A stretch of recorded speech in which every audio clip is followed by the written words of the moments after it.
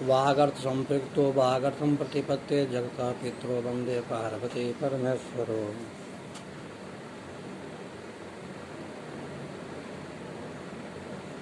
गत कक्षाओं में हम लोगों ने भारवी और भारवी के महाकाव्य किराजुर्नियम पर बहुत से परिचर्चाएं की है। आज का जो शीर्षक है, विषय वस्तु है, वो है महाकाव्य के लक्षण, अर्थात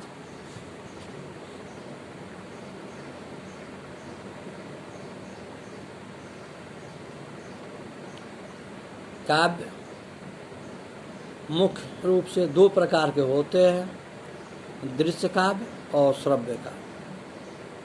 दृश्य काव्य वो है जिसे देखा जा सके, एवं श्रव्य काव्य वो है जिसे सुना जा सके।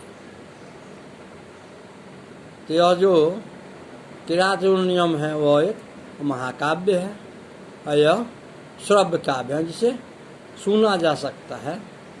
इसे देखा नहीं जाता है, सुना जाता है, पढ़ा जाता है, इसका अध्ययन किया जाता है, क्योंकि यह महाकाव्य है।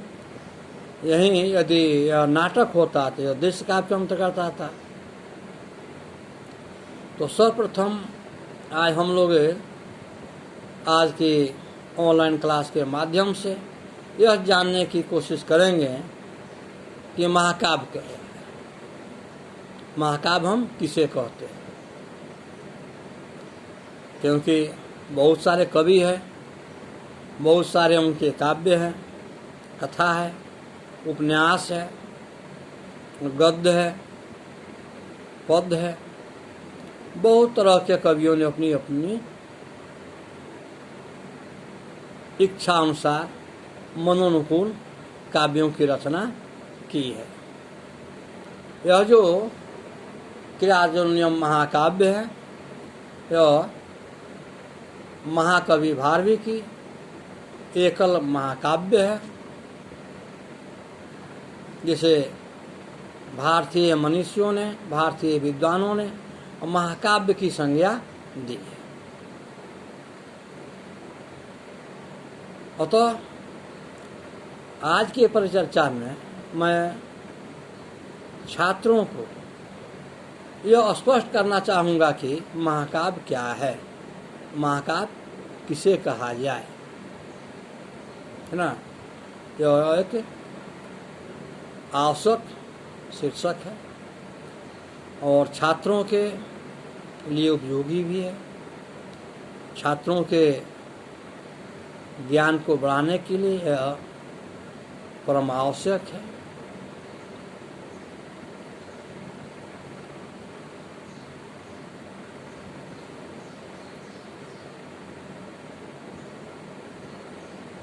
संस्कृत साहित्य में महाकाव्य की जो विशेषताएं निर्धारित की गई है हमारे आचार्यों के द्वारा, हमारे पंडितों के द्वारा, जैसे अग्नि पुराण, काव्यादर्श, काव्य अलंकार एवं सरस्वती कंठाभरण आदि काव्यशास्त्रीय ग्रंथों में महाकाव्यों की लक्षण दिए गए। यहाँ हम आचार्य विश्वनाथ के साहित्य दर्पण के आधार पर महाकाव्य की विशिष्ट परिभाषा छात्रों को बताना चाहता हूँ। सर्वप्रथम हम यह देखें कि महाकाव्य के लिए आवश्यक तत्व कौन कौन से, जिसका उत्तर यह होगा कि सर्गबंधु महाकाव्यम तत्र को नायको सुरो। अर्थात यह महाकाव्य जो है वह स्वर्गों में आबद्ध होना चाहिए, स्वर्गों में लिखी जानी चाहिए। ये स्वर्गबंधु महाकाव्य, महाकाव्य स्वर्गों में निबद्ध हो, स्वर्गों में लिखा जाए। तत्र को नायक सुर, और उसके जो नायक है, जो हीरो है, वो कोई सूर हो अर्थात कोई देवता। अतः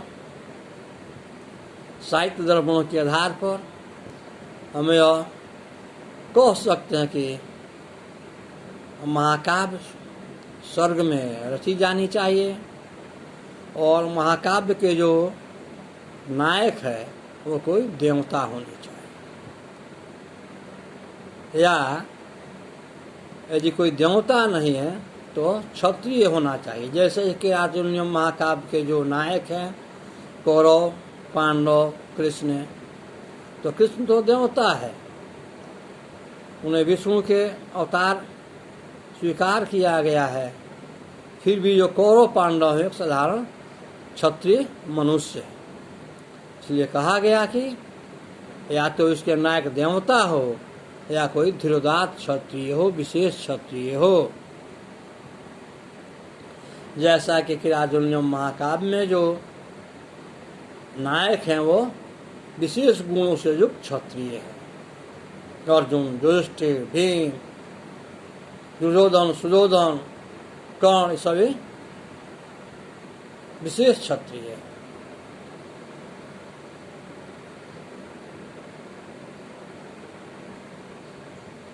फिर जो महाकाव्यों के लक्षण में कहा गया है कि महाकाव्यों में जो नायक है वो एक ही वंश से उत्पन्न हो, अर्थात किसी सूर्यवंशी, चंद्रवंशी, इस एक वंश से उत्पन्न कोई क्षत्रिय इसके नायक हो सकते हैं, या एक ही वंश से बहुत क्षत्रिय राजा इसके नायक हो सकते हैं। जैसे किराजुल्यम में स्पष्ट देखने को मिलता है कि एक ही वंश के यहाँ एकल नायक कोई नहीं है, यहाँ बहुल नायक है, बहुत से नायक है। इस प्रकार हम यह पाते हैं कि महाकाव्य के लिए जो नायक है वो तो देवता हो या विशेष गुणों से युक्त कोई क्षत्रिय हो।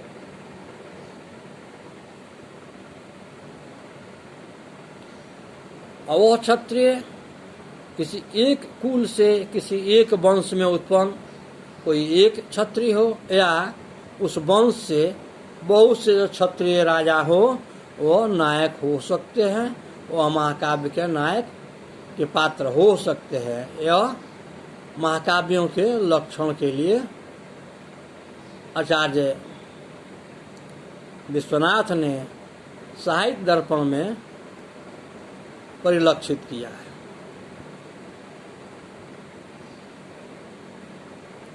पुनः आचार्य ने लिखा है कि महाकाव्य में रसों की प्रधानता होनी चाहिए। हम सभी जानते हैं कि रस कितने हैं, अष्टौ रस, 8 रस है, और शांतो अपि नवमो रस, 8 रस प्रमुख है और शांत रस मिलाकर 9 रस हो जाते हैं। अतः महाकाव्य में रस की प्रधानता होनी चाहिए, या श्रृंगार रस हो, या वीर रस हो, या शांत हो, किसी न किसी 9 रसों में से किसी एक रस का होना आवश्यक होता है, तो उसे महाकाव्य की कोटि में उस काव्य को रखा जा सकता है। या तो वीर रस हो, या श्रृंगार का संकेत हो, करुण हो, विभत्स हो, किसी एक रस का होना परम आवश्यक है महाकाव्य।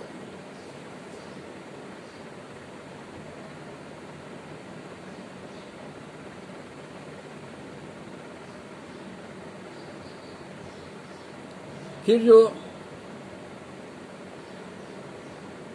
विश्वनाथ साहित्य दर्पण में लिखते हैं कि महाकाव्य के लक्षणों में जो सर्ग की प्रधानता कही गई कि महाकाव्यों की रचना सर्गों में हो, तो सर्गों की संख्या 8 से कम नहीं हो, सर्गों की संख्या 8 से अधिक हो,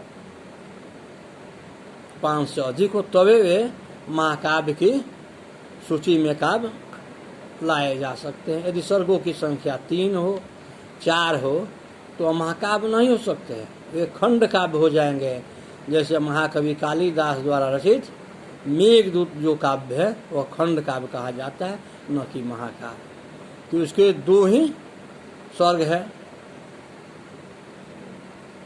पूर्व मेघदूत और उत्तर मेघदूत, इसलिए वह महाकाव्य की संज्ञा में नहीं आता है।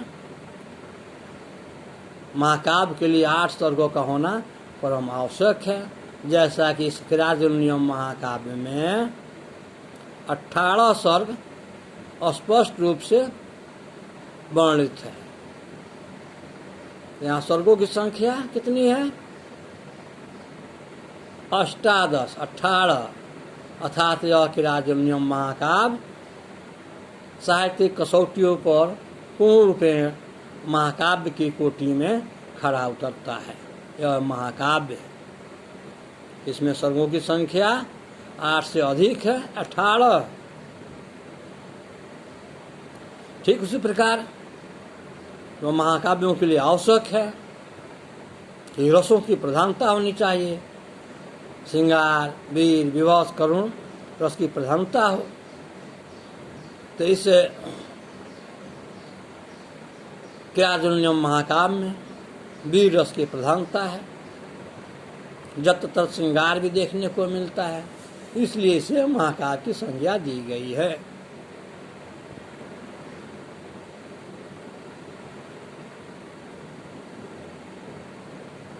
दूसरी जो व्यवस्था है महाकाव्य के लिए, वो हमारे पंडितों ने कहा है कि महाकाव्य ऐतिहासिक होना चाहिए, इतिहासों पर आधारित होना चाहिए, काल्पनिक नहीं होना चाहिए।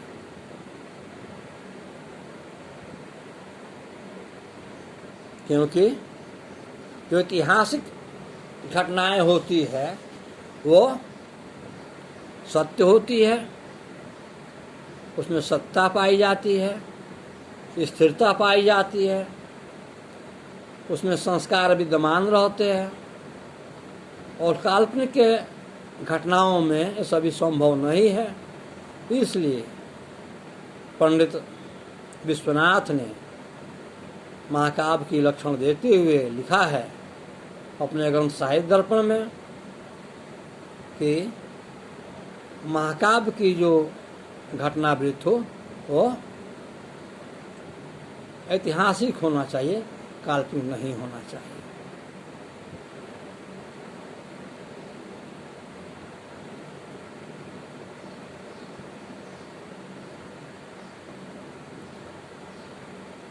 और जो एक साहित्य की विशेषता है महाकाव्य के लिए वो है जो 4 पुरुषार्थ है, धर्म, अर्थ, काम और मोक्ष। धर्म, अर्थ, काम, मोक्ष जो 4 पुरुषार्थ हमारे धार्मिक संस्कृतियों में, हमारे संस्कृत साहित्यों में, हमारे सांस्कृतिक धरोहर के रूप में जो 4 पुरुषार्थ गिने गए हैं, कहे गए हैं, उसमें किसी न किसी एक दो की प्रधानता होनी चाहिए।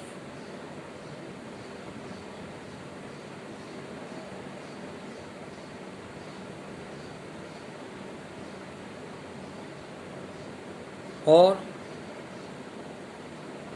जो 4 हमारे वर्ण हैं, ब्राह्मण, क्षत्रिय, वैश्य, शूद्र, इन 4 वर्णों में से किसी एक वर्ण की भी महाकाव्यों में विशेष रूप से व्याख्या होनी चाहिए।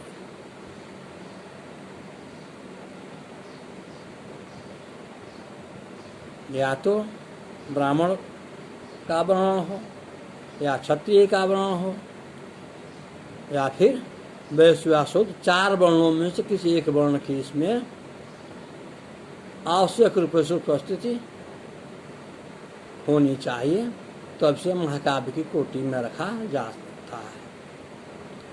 ठीक इसी प्रकार महाकाव्य की जो लक्षण है, जो आचार्य विश्वनाथ ने अपने साहित्य दर्पण में स्पष्ट किया है, उसके आधार पर स्वर्गों की संख्या जो है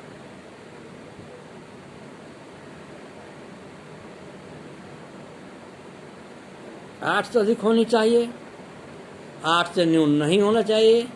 कम से कम स्वर्गों की संख्या 8 होनी चाहिए, 8 से अधिक हो, 8 से कम नहीं हो। और उसके जो कथा वस्तु है, उसके जो प्लॉट है, उसके जो स्वर्ग है, वो न तो छोटा हो और न बहुत दीर्घ होना चाहिए। नाति स्वल्पा नाति दीर्घा, अर्थात स्वर्गों की जो श्लोक है, स्वर्गों की जो प्रस्तुतियाँ है, वो न तो बहुत अल्प होना चाहिए, बहुत छोटी होनी चाहिए, न दीर्घ होना चाहिए, अर्थात सामान्य होना चाहिए। यह भी महाकाव्य के लिए आवश्यक है कि स्वर्गों की संख्या 8 से अधिक हो, और स्वर्ग के जो मात्राएं हो, स्वर्ग की जो आधार है, वो न तो छोटा हो और न बड़ा हो, न दीर्घ हो।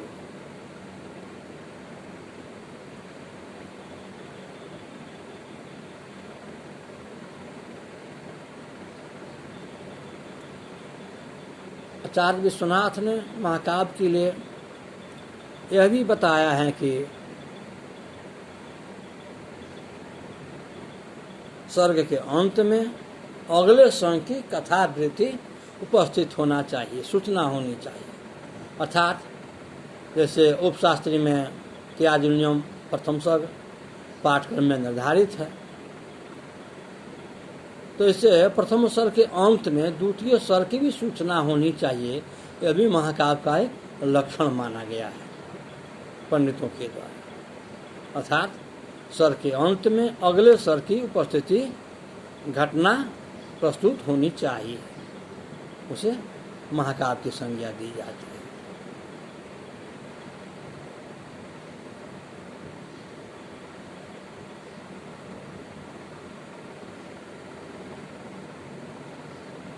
अर्थात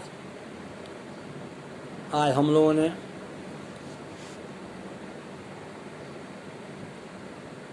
इस ऑनलाइन क्लास के माध्यम से यह जानने की कोशिश की कि महाकाव्य क्या है, महाकाव्य किसे कहा जाए। इसमें हम लोगों ने देखा कि महाकाव्य के नायक कोई देवता हो या देवता का विशेष क्षत्रिय हो।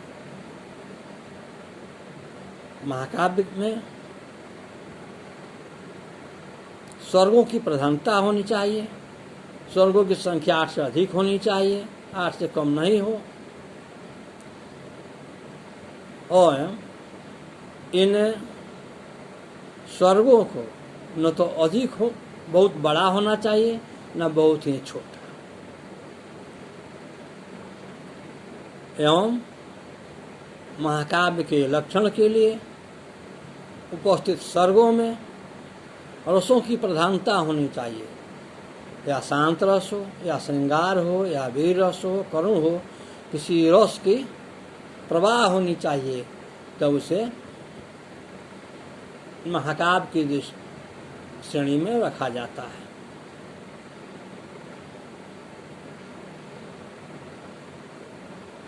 और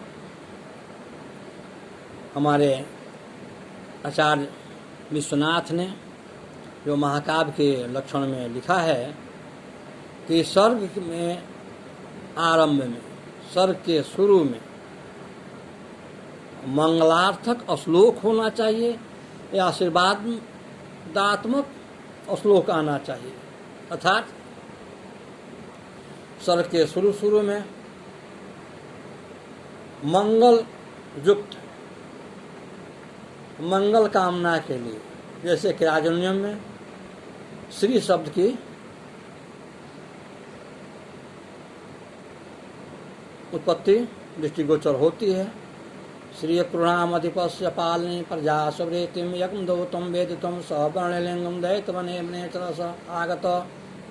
अर्थात इससे किरात महाकाव्य के आरंभ में श्री शब्द से ईश्वर की उत्पत्ति की गई है। अतः स्वर्गों के शुरू में नमस्कारात्मक, मंगलार्थक या आशीर्वादात्मक शब्दों की उपस्थिति अनिवार्य है। और तो इस प्रकार हम देखते हैं कि आज के कक्षा में जो स्वर्गों सहित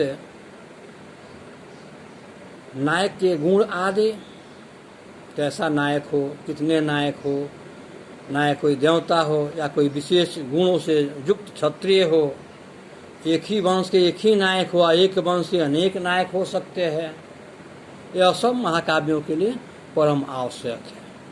अतः आज ऑनलाइन क्लास के माध्यम से मैं डॉक्टर चंद्रशेखर तिवारी उपशास्त्री छात्रों को जो महाकाव्यों के लक्षण को जानने पहचानने की जो व्याख्या बताई, वो छात्र हित के लिए अत्यंत कल्याणकारी है, छात्रों के लिए परमो उपयोगी है।